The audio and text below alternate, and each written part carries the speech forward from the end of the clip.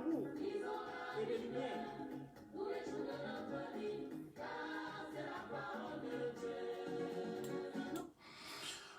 Bien-aimés dans le Seigneur, bonjour.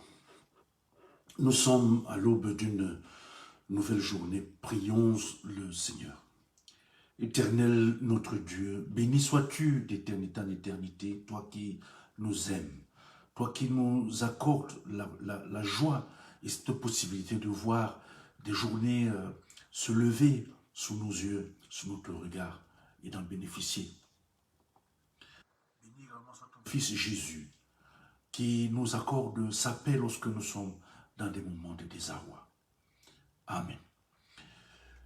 Bien-aimés dans le Seigneur, je voudrais partager avec vous ce matin une thématique qui reste d'actualité. Il s'agit ici de la question du pardon. Quel pardon est-ce que je dois accorder ou puis-je accorder à celui qui m'a offensé? Nous savons qu'au quotidien, nous faisons l'objet souvent de blessures venant de la parole ou des gestes, n'est-ce pas, de nos vis-à-vis, dans la maison, à l'église, au travail, un peu partout.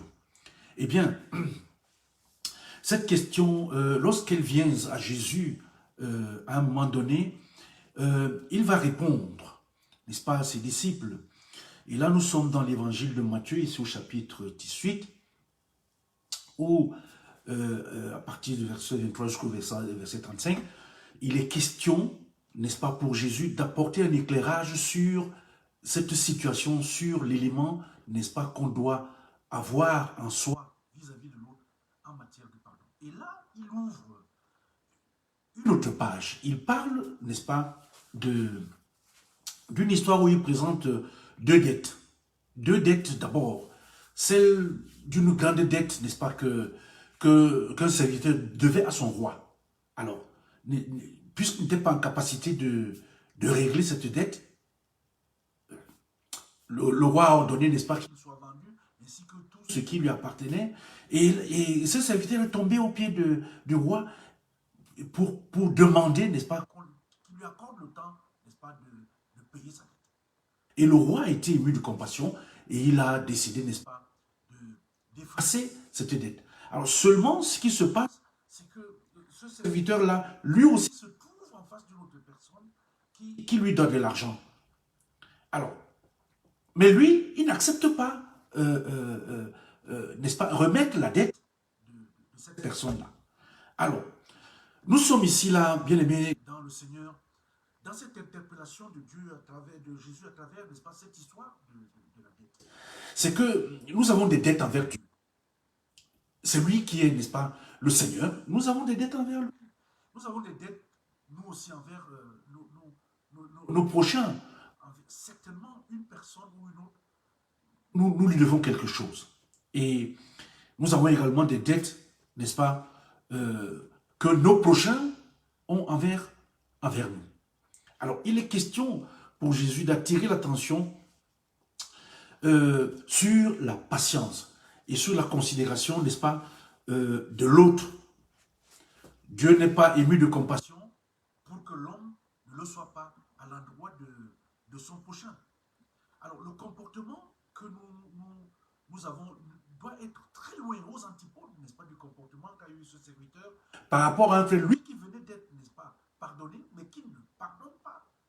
Nous sommes pardonnés par Dieu, alors nous avons un devoir de pardon vis-à-vis, n'est-ce pas, de nos frères.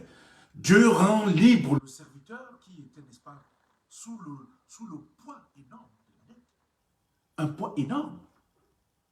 Mais alors, comment se fait-il? C'est un témoignage. Dieu te rend libre.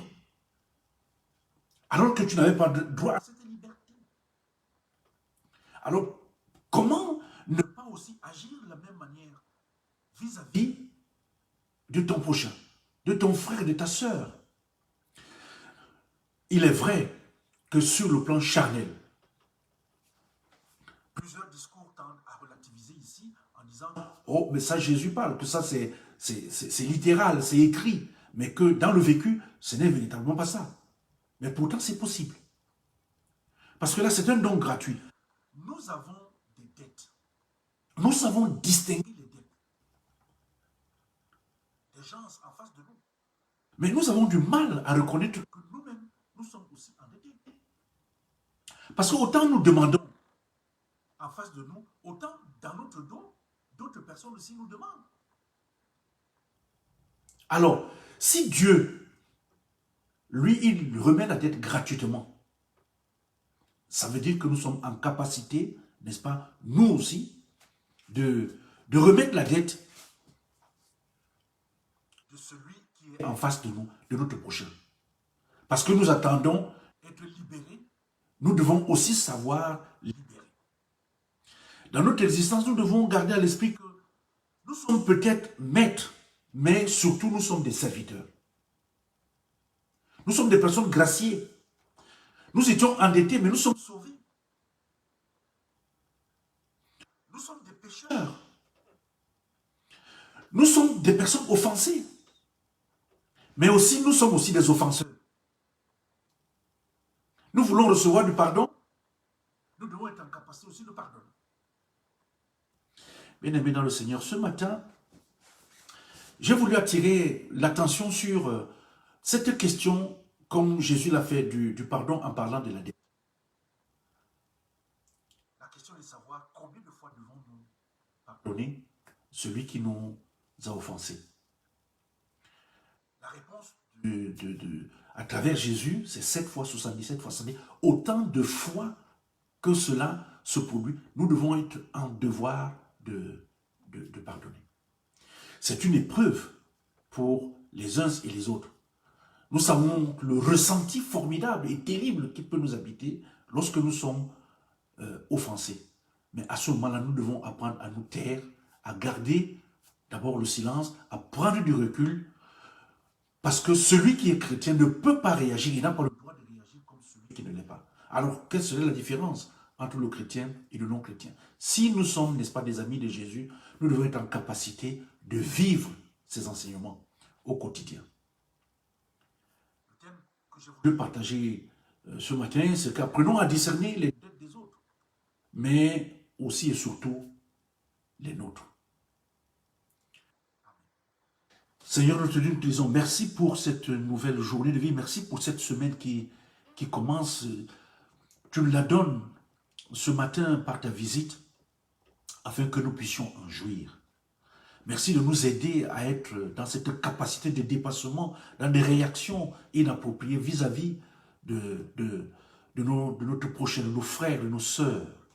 Et aide-nous, Seigneur, à être des modèles de pardon dans notre rapport à autrui. Nous t'avons prié au nom de Jésus, ton Fils, notre Seigneur et notre Sauveur. Amen. Merci, bien-aimés frères et sœurs dans le Seigneur, pour ce moment de partage. Et que le Seigneur bénisse notre journée et cette semaine. Et s'il plaît à Dieu, en fonction des possibilités que nous accorde la technologie, nous nous reverrons pour un autre moment de prière demain. Bonne journée.